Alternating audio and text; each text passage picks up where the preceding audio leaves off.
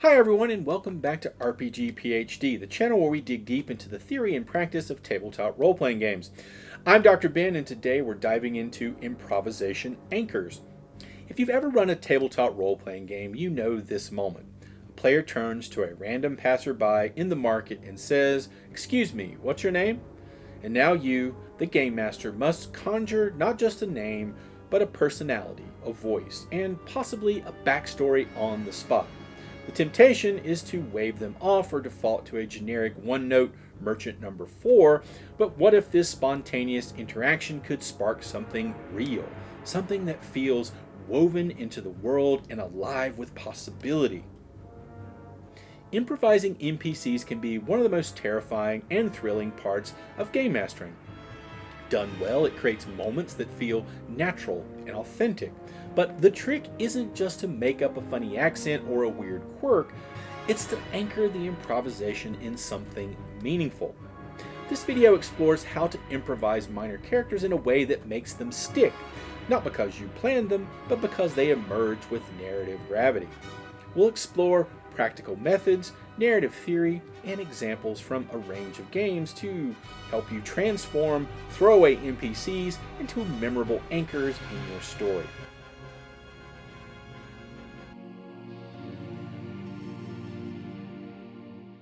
What are improvisation anchors?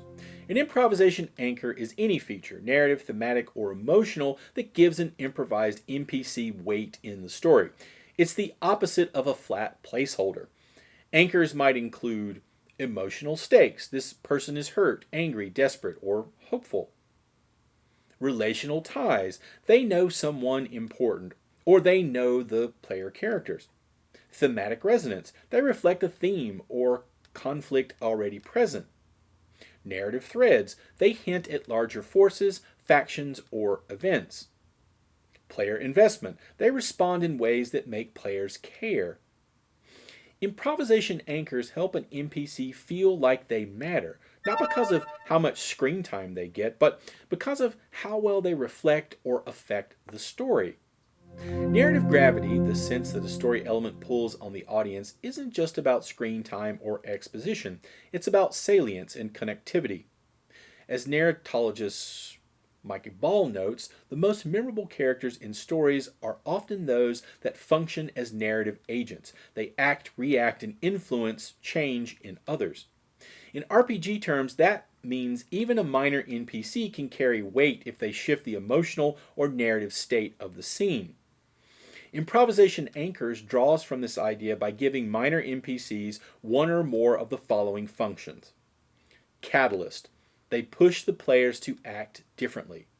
Mirror. They reflect a choice, fear, or theme the players are grappling with. Foil.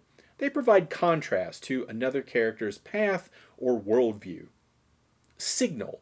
They hint at off-screen forces or changes in the world.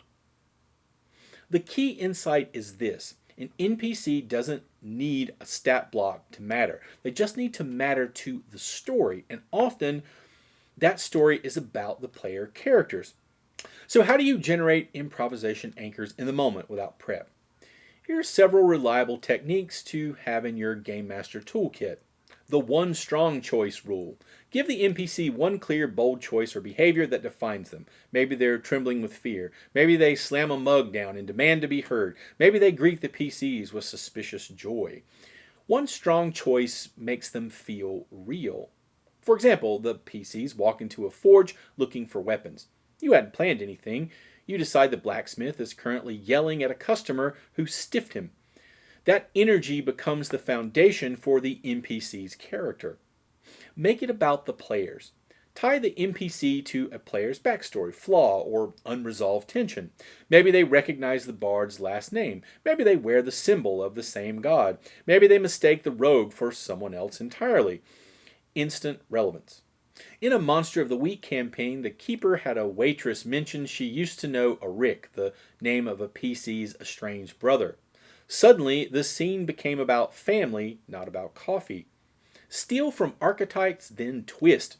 Start from a trope, gruff guard, scheming merchant, overzealous acolyte, but add one unexpected trait. The gruff guard is writing poetry. The merchant is blind. The acolyte is terrified of their own god. This gives you a scaffold and an anchor point. As Robin Laws puts it, use cliché to your advantage by turning it inside out. Give them a goal or need. People who want something feel more real. What does the NPC want from the scene? It could be as small as privacy or as big as revenge. It creates stakes. She really needs the PCs to leave before her boss comes back. Suddenly the interaction has more tension. Use the physical world. Have the NPC interact with their surroundings, slamming shutters, petting a dog, throwing a bottle. Physicality makes scenes feel grounded and NPCs memorable. So if you describe what they're doing as much as what they're saying, players will start picturing them as people, not just dialogue machines. Improvised NPCs don't just exist in isolation, they're part of the story web. To turn an improv moment into a recurring thread, think about where could this go next? What secret might they have? How could they return with a changed status or need? You don't need to know all that in the moment, but if the players respond well to the NPC retroactively, hook them in. Add them to your campaign notes. Maybe they're not just a baker, they're the sister of a rebel leader. Maybe they are that rebel leader in hiding.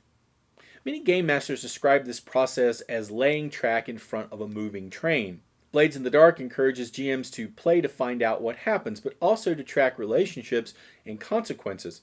If the PCs made a friend or an enemy, bring them back changed.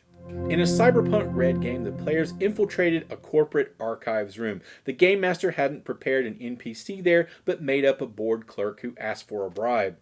The players gave her twice the money and asked for a favor. She ended up feeding them intel and later turned double agent. Her arc spanned 5 sessions. And this worked because she was created in response to player action, and her usefulness gave the game master license to develop her role over time. In a Dungeons & Dragons campaign, a tavern drunk randomly asked the paladin for one more chance. The game master, riffing off the paladin's background, declared this was his former squire. A full redemption subplot emerged. It worked because the NPC became an anchor for exploring the PC's own values and past. The Bone Picker. In a Merc Bori one-shot, the party encountered a hunched woman picking bones clean in a graveyard. Improvised on the fly, she became a cryptic informant and ultimately the gatekeeper to a dungeon. Her odd speech pattern and obsession with bones made her unforgettable. It worked because quirks plus utility plus mystery equals narrative gravity. Certain RPG systems are especially good at rewarding this kind of improvisation. Fate Core encourages creating aspects on the fly, traits or truths about the world or NPCs that players and game masters can both invoke. Blades in the Dark thrives on emergent narrative and recurring NPCs. It provides faction clocks and relationship mechanics that make even minor interactions potentially world-altering. Powered by the Apocalypse games like Monster Hearts, Apocalypse World, or Urban Shadows, bake NPC drama into the mechanics with strings, debts, and moves that turn interactions into future consequences. Stars Without Number suggests using tags for NPCs, short descriptors that give flavor and hint at future hooks. Exiled Noble, Bitter Romantic, etc. If you're running a crunchier game like Pathfinder or D&D 5e, it just means you'll need to be more intentional about tracking and evolving improvised characters outside the mechanics. So in order to make some of these NPCs pop at the table, voice variety helps, but it's not necessarily there. Consistency matters more than range. You can use props or repeated phrases. A character who always adjusts their gloves or says, "You didn't hear it from me," is easier to remember. Improvised NPCs can be the soul of emergent storytelling. The magic of role-playing games lies not in how tightly the game master scripts a story, but in how loosely they hold it. Improvised NPCs, when anchored with purpose, personality, or potential, can be the hinges on which entire arcs turn. They don't need stat blocks or flowcharts necessarily, they just need to matter to the players, to the world, and to the unfolding themes of your game. So the next time someone asks, "Hey, who's that guy at the bar?" don't panic, smile, reach for an anchor, and let the story grow. And of course, if you found this video interesting or useful, do give it a like, share it with your gaming group, and subscribe for more content. And as always, thanks for watching. See you next time.